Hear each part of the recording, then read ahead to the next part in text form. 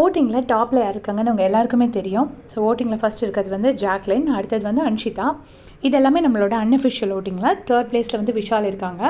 So last பிளேஸில் யார் இருக்காங்க அப்படின்னு பார்த்தீங்கன்னா சாச்சனா இருப்பாங்க. ஸோ சாச்சனா இருக்கிறதுனால சாச்சனா தான் வெளியே போகிறாங்க அப்படின்னு நீங்கள் எல்லோரும் நினச்சிட்ருப்பீங்க. பட் இன்றைக்கி சாச்சனா வெளியே போல இருக்குது. வேறு யாரோ தான் போகிறாங்க. லாஸ்ட்டில் இருக்கிறது யார் அப்படின்னு பார்த்தீங்கன்னா ஆனந்தி, ரஞ்சித், சிவா, சத்யா இவங்கெல்லாம் தான் லாஸ்ட்டில் இருக்கிறாங்க. ஸோ இவங்களில் 2 பேர் தான் வெளியே போவாங்க அப்படின்னு பேசிக்கிறாங்க. அப்படின்னு பார்க்கும்போது கண்டிப்பாக சிவாவோ சத்யாவோ தான் வெளியே போவாங்க. சிங்கிள் எலிமினேஷனாக இருந்தால், டபுள் எலிமினேஷனாக இருந்தால் சிவா அண்ட் சத்யா வெளியே போகிறதுக்கு சான்சஸ் இருக்குது.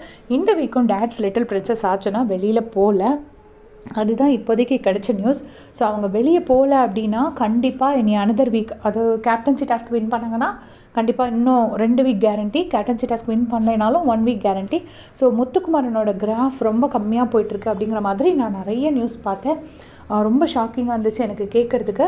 ஏன்னா வந்துட்டு இப்படி சாச்சனா பக்கத்தில் இருக்கிறதுனால முத்துக்குமரனை வந்து நம்ம ரொம்ப என்ஜாய் பண்ணுறது முத்துக்குமரனோட கவுண்டர்ஸ். ஸோ இப்போ சாச்சனா பக்கத்தில் இருக்கிறதுனால முத்துக்குமரனுக்கு நிறைய கவுண்டர்ஸ் போடுறதுக்கு டைம் கிடைக்க மாட்டேங்குது சாச்சனா கிட்ட பேசுறதுனால. ஸோ முத்துக்குமரனோட மற்றவங்க எல்லாரும் வேற ரொம்ப போட்டு அமுக்குறாங்க. முத்து பேசுறதுக்கே சான்ஸ் கொடுக்க மாட்டேங்கிறாங்க. ஸோ சாச்சனா சீக்கிரமாக வெளியே போனால் தான் முத்துவோட ஆட்டம், வெறித்தனமான ஆட்டம் ஆரம்பிக்கும் அப்படின்னு முத்துவோட முரட்டு ஃபேன்ஸ்னால வெறித்தனமான ஃபேன்ஸ் எல்லாருமே ஆசைப்பட்டுட்டு இருக்காங்க.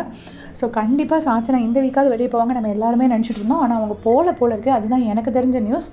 அவங்க நெக்ஸ்ட் வீக்கு போகிறாங்களா இல்லை அதுக்கும் அடுத்த வீக் போகிறாங்களா? எகெயின் என்னன்னா நாமினேஷன் லீவ் வரணும். இப்போ பெஸ்ட் பர்ஃபார்மராக இருக்கிறனால மோஸ்ட்லி யாரும் நாமினேட்டும் பண்ண மாட்டாங்க. இப்போ யாரும் சாச்சனா மேலே செம்ம காண்டில் இல்லை.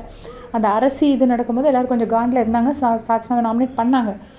ஸோ தீபக்கை தவிர வேறு யாராவது நாமினேட் பண்ணுவாங்களாங்கிறது கூட இப்போ சந்தேகம் தான்.